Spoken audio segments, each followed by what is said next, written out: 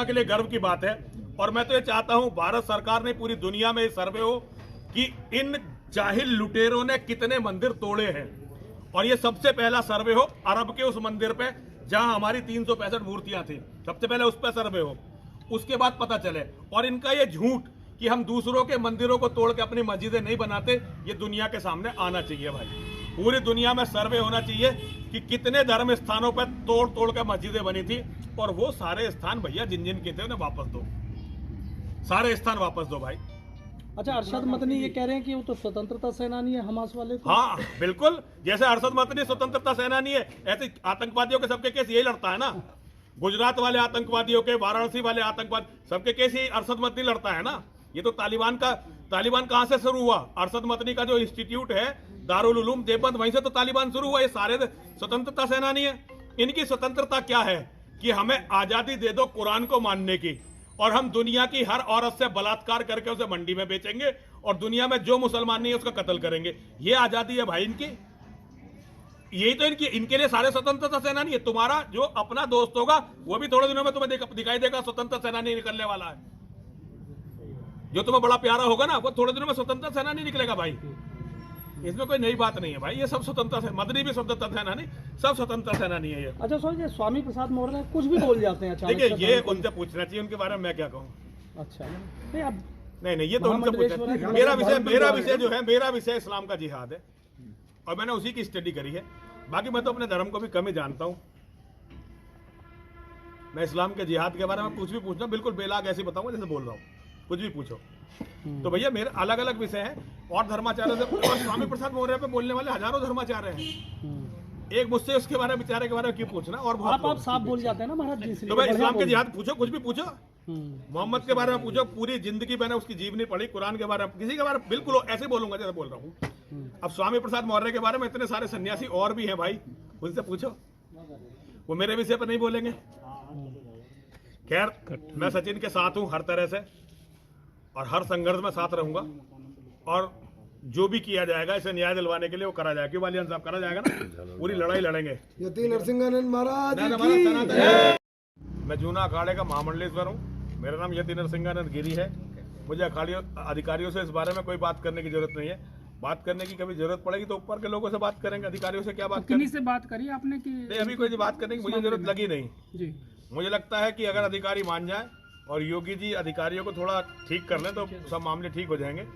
बाकी ये है कि लोग प्रयास कर रहे हैं, लोगों को समझाने का प्रयास कर रहे हैं, लेकिन दिक्कत क्या है कि समय ऐसा है कि केवल उत्तर प्रदेश में अधिकारी हावी हैं।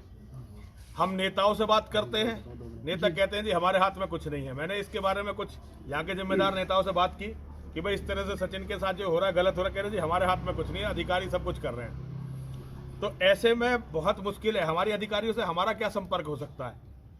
हम साधु हैं, हमारा अधिकारियों से क्या संपर्क हो सकता है? और हम क्यों उनसे बात करने जाए? वो कोई अच्छा काम कर रहे हो तो चलो शाबाशी देने भी जाएं। हमारे लोगों को कुचल रहे हैं, हमारे लोगों को मार रहे हैं, झूठे मुकदमों में फंसा रहे हैं। तो ये एक बहुत ही बुरा यहाँ पर हो रहा है। न्याय मांगने के लिए जो जा रहे, देखिए अभी एक सचिन, अभी आपने खजूरी गांव में देखा होगा, दीपक त्यागी की हत्या हुई। जिसके घर में 6 दिन तक दीपक त्यागी का सिर फ्रिज में रखा रहा, उस पर कोई कार्रवाई अधिकारियों ने नहीं की।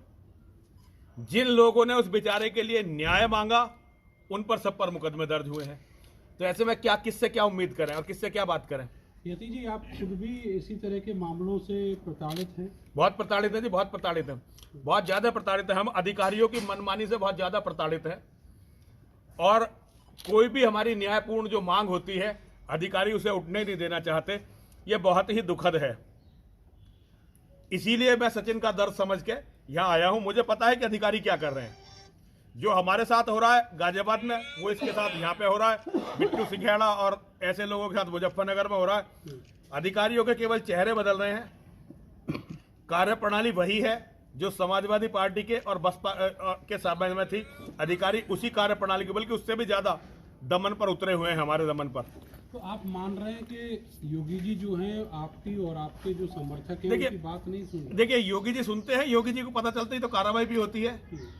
योगी जी पर को जब पता चलती है तो हमारे ऊपर एक अधिकारी गुंडा एक्ट लगा रहा था, योगी जी को जब पता चली तो उसे सस्पेंड भी किया गया, उसका ट्रांसफर भी किया गया। तो होता है, लेकिन हर बात के लिए योगी जी तक ही लेके जाएं। ऐसे कैसे चलेगा? इस सिस्टम में कुछ बदलाव होना चाहिए। और ये मेरा आप लोगों के माध्यम से योगी जी से ही निवेदन है। हम योगी जी का बहुत सम्मान करते हैं, हम योगी जी के समर्थक हैं, योगी जी को अपना अगुवा मानते हैं, अपना नेता मानते हैं, और हम ये मानते हैं कि एक संत के हाथ में जो सत्ता है तो अन्याय नहीं होगा। लेकिन जो बीच के लोग योगी जी को बदनाम करने का ये प्रयास कर रहे हैं, बहुत निंदनीय है। ऐसे में अगर संघर्ष होता है तो नरसिंहानंद हमेशा कार्यकर्ताओं अपने साथियों के साथ खड़ा होगा। मैं तो सचिन के साथ रहूंगा, हर संघर्ष में सचिन के साथ रहूंगा। और मेरा ये निवेदन है यहाँ के पुलिस और प्रशासनिक अधिकारियों से, न्याय करिए। ये कुर्सी जिस पे आप बैठकर आज बहुत लोगों का दमन कर रही है, बहुत दिन तक नहीं रहने वाली है। कल को आप सबके बच्चे इसी समाज में रहने वाले हैं। अगर इस समाज को आप हमास का समर्थक बना के छोड़ देंगे तो कल को जो हमास ने इजराइल में एक साल के बच्चों के साथ किया, गर्दनें काटी और फुटबॉल खेली, मरी हुई औरतों के साथ बलात्कार किया, लोगों के कलेजे जिंदा लोगों के कलेजे निकाल कर खुद ही वीडियो बनाए, वीडियो किसी और ने नहीं बनाए, छोटे छोटे बच्चों को ओवन में रख दिया। जो किताब वहां के लोगों ने पढ़ी है ना, उस किताब को पढ़ने वाले यहाँ कम से कम 30 करोड़ हैं। आज हमें मरवा दो, नंबर तुम्हारे सबके बच्चों का भी आना है। इस आग से बचना कोई नहीं है, यहां तक कि इस आग को लगाने वाले भी नहीं बचने वाले। तो मेरा अनुरोध अधिकारियों से भी है, जैसा समाज ये अधिकारी बना देंगे, कल को इनके बच्चों को उसी समाज में रहना है। यति जी, वो जो 30 करोड़ हैं जी, तो इनका कोई परमानेंट सॉल्यूशन नहीं है सरकार? देखो, ये तो आप योगी जी से पूछ रहे, भाई मैं बहुत छोटा आदमी हूं इस बात के लिए। सॉल्यूशन अगर मैंने बता दिया तो आप मुझे अभी जेल में करवा दोगे, फिर मैं निकलूंगा 1.5-2 साल बाद, रासुका आज ही लगवा दोगे मेरे पे। तो ये बताएं कि आप हमास का एग्जाम्पल क्यों दे रहे हैं? क्योंकि देखिए, जो किताब मजहब के नाम पे हमास ने पढ़ी है वही यहाँ की मस्जिद और मदरसों में पढ़ाई जाती है। जो उनका लक्ष्य है वही इनका लक्ष्य है। तो ये लक्ष्य समाज के सामने बहुत जल्दी आएगा। आप इन्हें अपना दोस्त मान लो, मित्र मान लो, कुछ भी मान लो। इजराइल ने गलती क्या की थी? इजराइल ने ये तो गलती की थी 20 साल से नेतान्याहू ने, उसने सोचा कि अब ये जब हम इनके साथ अच्छा व्यवहार करेंगे ये सुधर जाएंगे। लेकिन उनका लक्ष्य है 1400 साल से बिल्कुल क्लियर, और वो अपने लक्ष्य पे चल रहे हैं भाई। और एक दिन इस धरती पे वो किसी को भी नहीं छोड़े, खुद भी बचने वाले नहीं है भाई। क्या लक्ष्य है? लक्ष्य है पूरी दुनिया को काफिरों से विहीन करना। जो मोहम्मद दे के गया लक्ष्य, वो उनका लक्ष्य है, उस लक्ष्य पे वो चल रहे हैं भाई। इसमें कोई नई बात तो है नहीं। भारत देश तो एकता की मिसाल, भारत देश एकता की मिसाल न कभी था न कभी होगा। भारत में जहां मुसलमानों की आबादी बढ़ती रही वही हिस्सा टूट गया। काहे की एकता है? जहां हिंदू है वहां एकता, और जहां ये ज्यादा हो गए वहां सबको मार के पका के खाते हैं। तो ये काहे की एकता है भाई? पाकिस्तान का आप रोज अखबार, पाकिस्तान भारत नहीं था क्या 75 साल पहले? वो भी तो भारत ही था, वो भी तो एकता की उदाहरण था। लेकिन वहां क्या हुआ? आज एक भी हिंदू की बेटी अगर सड़क पर चल सकती हो तो बता दो। आज से कितने दिन पहले बांग्लादेश एकता की मिसाल नहीं था? ये सब एकता की मिसाल थी। अफगानिस्तान हमारा था, ईरान हमारा, सब कुछ हमारा ही था, तब भी वहां ऐसी बातें होती थी। तो क्या होना चाहिए आपके हिसाब से? भैया जो होना चाहिए तो बड़े लोग बताएंगे, मैं उसके लिए बहुत छोटा हूँ। टिप्पणी आप कर रहे हैं ना, तो आप टिप्पणी बता, खतरा बता रहा हूँ, सॉल्यूशन आप निकालो। आप समाज में नहीं हो क्या? नहीं, हम तो आपसे पूछ रहे हैं ना। देखो, समाज में सब है, समाज में हिंदू भी है, मुसलमान भी है। जो दूसरों का घर जलाते हैं, घर उनके भी नहीं बचते। तो भैया आप जो भी हो, आपकी भी जिम्मेदारी उतनी है जितनी जिम्मेदारी मेरी है। अगर लोग चैन से रहना चाहते हैं तो हर आदमी की जिम्मेदारी उतनी है, और अगर चैन से नहीं रहना चाहते तो भैया अपनी अपनी किताब उठाओ और लड़ो। क्या करा जा सकता है बालियान साहब? बाकी मैं हिंदुओं से कहना चाहता हूं कि हिंदुओं को खतरा इजराइल से ज्यादा है, क्योंकि इजराइल में मर्द राज करते हैं और भारत में अनफॉर्चुनेटली नपुंसक राज करते हैं। सत्ता के शीर्ष तक पहुंचे हैं। मैं प्रदेश के मुख्यमंत्री योगी आदित्यनाथ जी महाराज से अनुरोध करना चाहता हूं आप सभी के माध्यम से कि वो इस पूरे मामले की जानकारी लें और जो इसमें दोषी अफसर हैं उनके खिलाफ कार्रवाई करें। कुछ चंद ऐसे भ्रष्ट अधिकारी हैं जो योगी जी को बर्बाद करना चाहते हैं, उन्हें बदनाम करना चाहते हैं। मुझे ये नहीं पता कि किसके इशारे पर काम कर रहे हैं, लेकिन योगी जी जो सनातन धर्म के रक्षक हैं, उनके राज्य में सचिन जैसे कार्यकर्ता पे ये कार्रवाई होना बहुत ही दुखद है। मैं अधिकारियों से निवेदन आप सबके माध्यम से करना चाहता हूं कि वो हमें संघर्ष के लिए, लड़ाई के लिए मजबूर ना करें। हम संघर्ष नहीं चाहते, लेकिन अगर अधिकारी संघर्ष पे तुले हुए हैं तो जो भी संघर्ष अपने लोगों के लिए करना होगा हम करने के लिए तैयार हैं।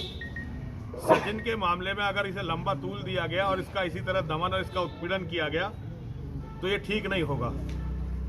और मेरी योगी जी से बहुत बहुत अनुरोध है कि वो ऐसे अधिकारियों का पता लगाएं जो अधिकारी उनका नाम लेके हिंदू कार्यकर्ताओं पर, हिंदूवादी लोगों पर ये बिना मतलब की झूठी कार्रवाई कर रहे हैं। ये सचिन कोई अपराधी नहीं है, कोई गुंडा नहीं है, कोई बदमाश नहीं है। इसने कोई डकैती नहीं डाली है, कोई अपहरण नहीं किया है, कोई फिरौती नहीं ली है, कोई रंगदारी नहीं की है, किसी महिला से बलात्कार नहीं किया है, केवल अपने धर्म के लिए लड़ रहा है। अपने धर्म के लिए लड़ने पर अगर जेल जाना पड़े तो सबसे पहले तो हमारे योगी जी को ही जेल जाना पड़ेगा, जो विपक्षी सरकारों में उन्हें भेजने की तैयारी भी कई बार हुई। हम जैसे लोग ही उनके लिए लड़ते रहे। आज उनके राज में यदि ये होगा तो ये बहुत पीड़ाजनक है। और फिर मैं तो बस इतना कहना चाहता हूं कि जो अपने आधार को खिसका देते हैं, सत्ताएं बहुत दिनों तक उनकी नहीं रहती। तो योगी जी इस मामले में सहानुभूतिपूर्ण विचार करें और ये तय करें कि इस तरह का कोई अपराध अधिकारियों के द्वारा निर्दोष कार्यकर्ताओं पर ना हो। अभी आपने कहा कि भाई अच्छा, हम नहीं चाहते हैं कि कुछ संघर्ष करना पड़े। ठीक कर ले, पहले पटका आपका उल्टा लटका हुआ है तो ठीक कर लीजिए। आप उसकी चिंता मत करो, लटका रहना दो, हम पटका उतार देते हैं। चलो। नहीं, नहीं, आप बताइए उल्टा आ बताइए, रहा था, ठीक है। कोई बात नहीं, बताइए जी। तो ये था, आपने कहा कि हम संघर्ष नहीं चाहते या कुछ नहीं, अगर नहीं आपकी मांग मानी गई, आपने सीधा तो कहा हम यहाँ महापंचायत करेंगे। हम सारे लोगों को बुला के अपनी पीड़ाएं बताएंगे कि भाई इस तरह से हमारा एक लड़का धर्म के लिए आवाज, और केवल सचिन अकेला नहीं है, पुलिस हर कार्यकर्ता को जो हिंदुओं के लिए लड़ रहा है उन्हें प्रताड़ित कर रही है, और जिनसे लड़ना चाहिए अपराधियों से, आतंकवादियों से, उनसे लड़ने की जगह जो उनसे लड़ने की बात कर रहे हैं उन्हें प्रताड़ित कर रही है।